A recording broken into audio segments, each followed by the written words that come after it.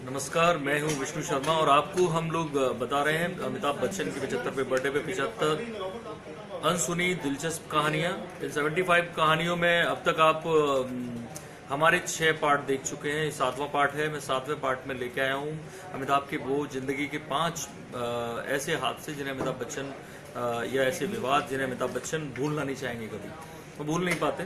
उनमें से एक सबसे बड़ा हादसा जो अमिताभ बच्चन की लाइफ में हुआ था, मैं पहली कहानी के तौर पे मैं वो लेके आया हूँ। और कैसे वो था कुली का हादसा। लेकिन क्या आपको मालूम है, आपको कुली के हादसे की उसके आगे की पीछे की सारी कहानियां पता होंगी, लेकिन क्या आपको मालूम है कि एक एक्ट्रेस ऐसी थी जिसने ये कुली का हादसा अपने सपने में देखा था? और उस एक्ट्रेस ने न केवल सपने में देखा, बल्कि अमिताभ बच्चन को उस हादसे से ठीक पहले की रात को आगाह भी किया था कि आपके साथ ऐसा कोई हादसा हो सकता है। आखिर ऐसे कैसे हुआ? अमिताभ बच्चन, मैं पूरी कहानी बताना चाहूँगा कि अमिताभ बच्चन बेंगलोर में शूटिंग कर रहे थे कुली की। रात के 2 बजे बेंगलोर के किसी होटल में जहाँ वो रुके थे, वहाँ फ़ोन आया। वो फ़ोन था स्मिता पाटिल का। स्मिता पाटिल ने उन्हें फ़ोन किया रात के 2 बजे और रिसेप्शन को बोला कि जब रिसेप्शन से अमिताभ को फ़ोन आया कि स्मिता पाटिल का फ़ोन है, और स्मिता पाटिल ने बोला कि बात करनी है, ज़रूरी बात है जो अभी कराइए। रात के 2 बजे अमिताभ जगे, उनका फ़ोन उठाया और बात की। तब उन्हें लगा कि इतनी देर रात फ़ोन किया है, ज़रूरी होगा, इसलिए उन्होंने फ़ोन रिसीव किया। तो जब देखा, जब स्मिता पाटिल ने सबसे पहले सवाल किया कि क्या तुम ठीक हो? बच्चन ने कहा मैं ठीक हूँ। क्या कर रहे थे? कि सो रहा था। तो तब कहते हैं राहत की सांस आई स्मिता पाटिल के। बोले कि नहीं, मैंने अभी एक बुरा सपना देखा जिसमें तुम किसी हादसे का शिकार हो गए हो। मुझे लगा कि मुझे बात करनी चाहिए कि ऐसा तो नहीं कि तुम्हारे साथ गलत हुआ है। तो ये बात मतलब बेहद हैरान करने वाली है। एक सपना अमिताभ बच्चन के पिताजी ने देखा था कि उनके एक बेटा होने वाला है, जहाँ से उन्हें लगा कि वो सपना, उनके सपने में पिताजी आए, तब उन्हें लगा कि ये पुनर्जन्म का मामला हो सकता है। अमिताभ बच्चन की लाइफ में ये दूसरा सपना था और ये एक पॉजिटिव बात बताता है उनके पिताजी का सपना। तो स्मिता पाटिल का सपना ये बताता है कि कैसे एक बुरा हादसा होने वाला था और उसकी भनक अमिताभ बच्चन को पहले लगी, लेकिन उन्होंने शायद सीरियस लिया नहीं या उन्हें अंदाजा नहीं होगा कि वो हादसा इस तरह से होगा। अगले दिन अमिताभ बच्चन शूटिंग करने के लिए गए और किस तरह से उन पुनीत सर का घूसा लगा, उनकी जो कमर में जो टेबल थी उसका कोना घुसा और अमिताभ बच्चन बुरी तरह घायल हो गए। और फिर आगे क्या क्या हुआ, कैसे देश ने उनके लिए दुआएं की। ना तो बच्चन भूल पाए हैं और ना देश भूल पाए वो हादसा। लेकिन अमिताभ बच्चन ये भी नहीं भूले हैं कि कैसे स्मिता पाटिल ने उन्हें फ़ोन करके इसके बारे में आगाह किया, अपने बुरे सपने के बारे में। तो ये देश के लिए वाकई दिलचस्प बात है और जो लोग इस तरह की बातों में होनी अनहोनी में यकीन करते हैं, उनके लिए एक नई जानकारी मेरे ख्याल से साबित होगी। और मैं दूसरी जो स्टोरी या दूसरा एक हादसा आपके साथ शेयर करना चाहूँगा, वो है उनके को स्टार विनोद खन्ना से जुड़ा हुआ।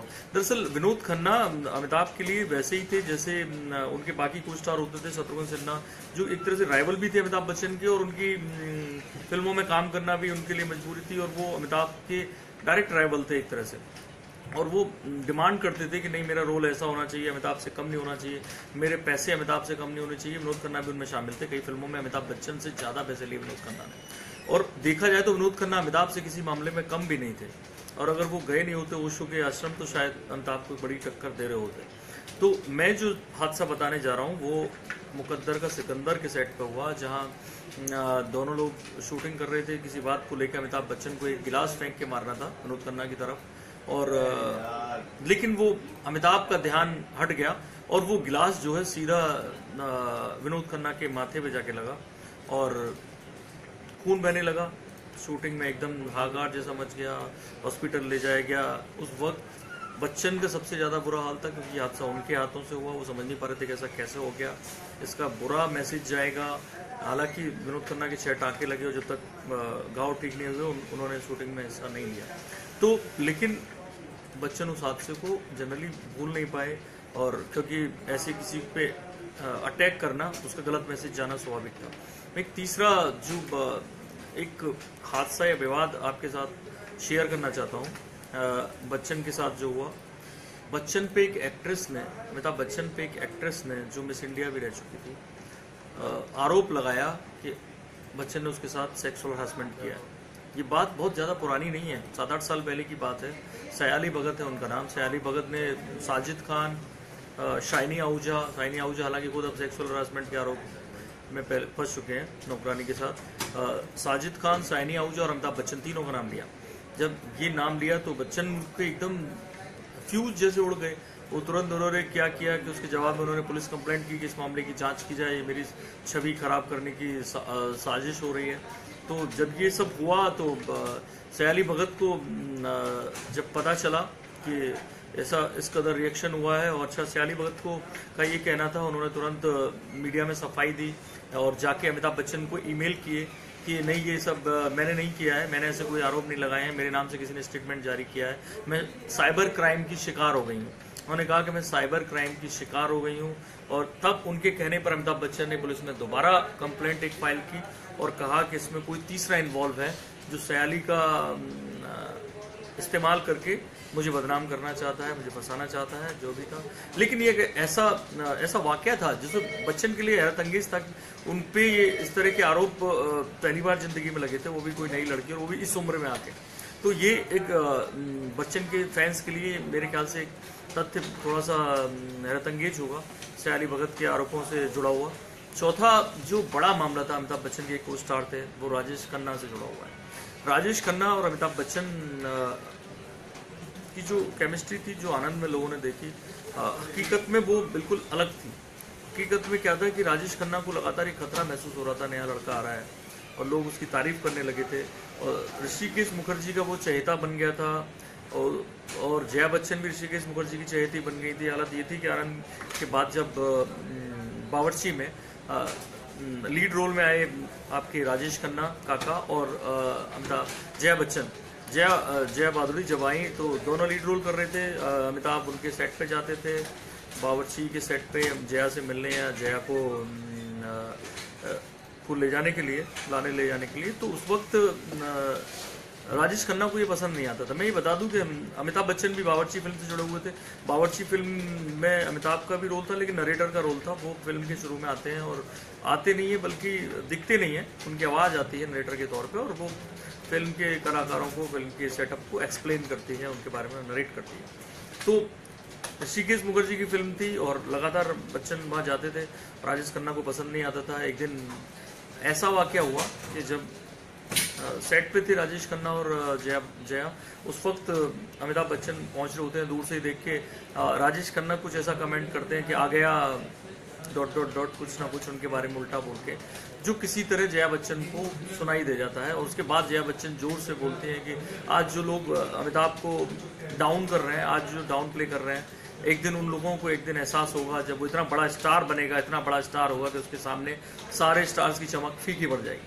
ये बड़ी बात थी और राजेश खन्ना ने सुन भी ली, लेकिन क्योंकि डायरेक्ट उनसे नहीं कहा गया तो उन्होंने कुछ कहा नहीं। लेकिन अगर आज देखते हैं तो पाते हैं कि जया बच्चन की, अमिताभ बच्चन की कैरियर के लिए एक तरह से ये भविष्यवाणी साबित हुई। आज वाकई में अमिताभ उस जगह पे पहुंच चुके हैं जहां उनके आगे सारे सितारे फीके हैं। लेकिन ये बात गुस्से में कही गई थी और राजेश खन्ना को लेके कही गई थी, और बहुत दिनों तक अमिताभ और राजेश खन्ना के जो आपस के रिश्ते थे वो उसके बाद खराब रहे, जया के साथ भी। तो मैं ये बता रहा था कि हमारी जो चौथी स्टोरी थी ये इन 5 स्टोरीज में से, इस सेगमेंट में, कि जिसको अमिताभ बच्चन राजेश खन्ना के साथ कभी बुलाए नहीं भूलते। बाद में जब एक अवार्ड मिला फिल्म फेयर का राजेश खन्ना के लिए, लाइफ टाइम अचीवमेंट अवार्ड, तो अमिताभ बच्चन को बुलाया गया स्टेज पे। तो दोनों ने काफ़ी अच्छे से मिलके, और बाबू मूशा है जो आनंद में कहा था अमिताभ बच्चन के लिए बोलते थे जो राजेश खन्ना, उसी नाम से उन्होंने फिर पुकारा। तो जाते जाते माहौल अच्छा था, लेकिन उस वक्त का वो जो वाकया हुआ था बावर्ची का, वो वाकई हैरत अंगेज था। मैं एक 5वां ऐसा ही वाकया बताने जा रहा हूँ जो अमिताभ बच्चन के लिए वाकई, लेकिन अमिताभ बच्चन ने हमेशा बावर्ची के सेट पर हुए हादसे के बाद भी खामोशी बरती। और ये जो मैं 5वां हादसा जो ऋषि कपूर के साथ हुआ एक वाकया, उसके बाद भी खामोशी बरती, जबकि ऋषि कपूर ने कुछ ऐसा किया था जो शायद किसी को भी नागवार गुजरता। ये बॉबी फिल्म का और जंजीर, जो बॉबी अमिताभ बच्चन की जंजीर और ऋषि कपूर की बॉबी एक ही साल रिलीज हुई थी 1973 में। और जब अवार्ड की बात आई तो वो अवार्ड बेस्ट फिल्म का खाते में चला गया बॉबी के। तब अमिताभ बच्चन को पता चला कि दरअसल ऋषि कपूर ने 30,000 रुपये देकर वो अवार्ड खरीद लिया है। ऐसे में ये वाकई में हैरानी की बात थी अमिताभ बच्चन के लिए। लेकिन अमिताभ बच्चन ने, जंजीर की इतनी बड़ी कामयाबी थी, उनको लगता था कि इसको अवार्ड भी मिलना चाहिए, नहीं मिला।